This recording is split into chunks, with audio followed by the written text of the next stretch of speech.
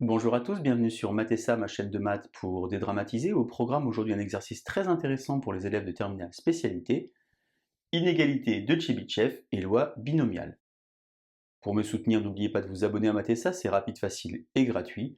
Je vous rappelle également que depuis la rentrée 2023, vous avez sur www.mathessa.fr tous les documents support pour une année scolaire sereine et réussie.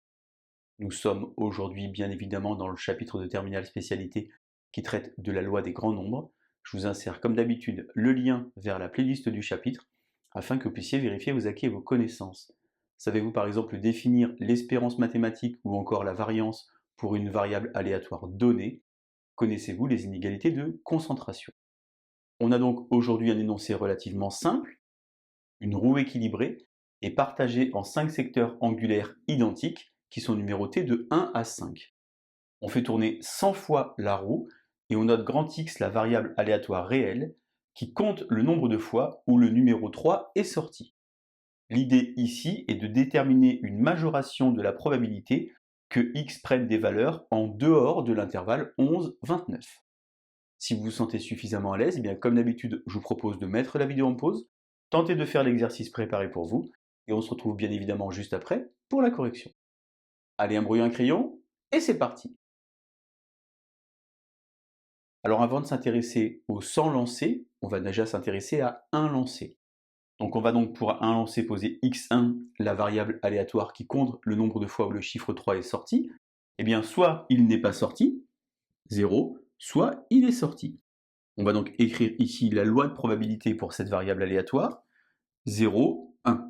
Sur les 5 secteurs angulaires, il y en a un qui comporte le numéro 3, on a donc une chance sur 5 d'obtenir le 3, et naturellement 4 chances sur 5 de ne pas obtenir le 3. On va donc calculer à la main l'espérance mathématique, qui est vraiment très simple ici.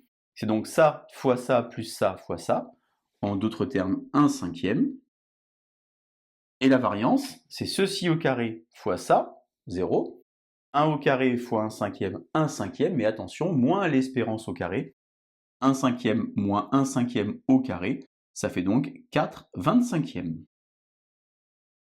Finalement, je peux dire que x1 suit une loi de Bernoulli de paramètres 1 et 1 cinquième. Maintenant que je l'ai fait pour un lancer, je vais le faire pour 100 lancers, en notant x, la var qui compte le nombre d'apparitions du 3 sur les 100 lancers. J'ai donc ici une somme de variables aléatoires, et je sais maintenant que x suit une loi binomiale de paramètres n égale 100 et petit p égale 1 cinquième. Je vous insère, si vous le souhaitez, le lien vers la playlist du chapitre sur les sommes de variables aléatoires si vous voulez réviser. Alors l'espérance pour une loi binomiale, c'est n fois p, en d'autres termes 100 fois 1 cinquième, c'est-à-dire 20. Et la variance, c'est np1 moins p, on a donc 20 fois 4 cinquièmes, et on obtient ici 16. Maintenant qu'on a fait ça, on va traduire l'énoncé, cette petite phrase qui est ici, x prend les valeurs en dehors de l'intervalle 11-29. On sait que l'espérance, c'est 20. Si on est entre 11 et 29, ça veut donc dire finalement qu'ici on a fait plus 9, et ici on a fait moins 9. Alors lisons bien l'énoncé. L'intervalle 11-29 est fermé. Ça veut donc dire en fait que moi, ce que je voudrais, c'est ceci. Être en dehors de cet intervalle. Mais attention, l'inégalité de bien-aimé de Tchebychev nous donne une majoration de la probabilité d'être comme ceci sur valeur absolue de x moins 20 supérieure ou égale à 9. Or ici, les crochets ne sont pas dans le bon sens. On a donc dans cet énoncé un problème de borne.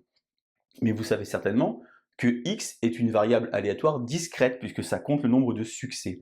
Eh bien, ce qu'on peut faire ici, c'est qu'on peut aller chercher le 10 et ici le 30. Et la probabilité d'être comme ceci à l'extérieur de 11-29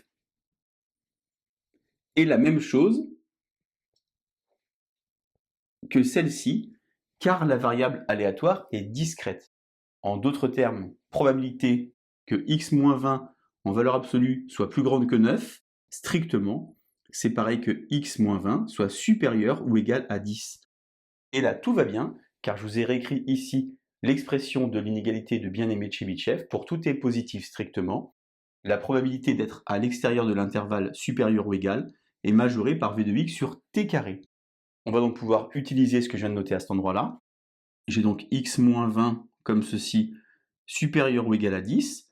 V de x, je l'ai trouvé tout à l'heure, c'est 16. Et le t, il vaut 10. 16 centièmes, j'ai donc ici 0,16. La probabilité d'être à l'extérieur ici de cet intervalle est donc majorée par 0,16. Voilà donc ici inégalité de Chebyshev et loi binomiale, exercice extrêmement intéressant. Le point important, c'est que x est discrète et donc ceci, c'est pareil que ceci.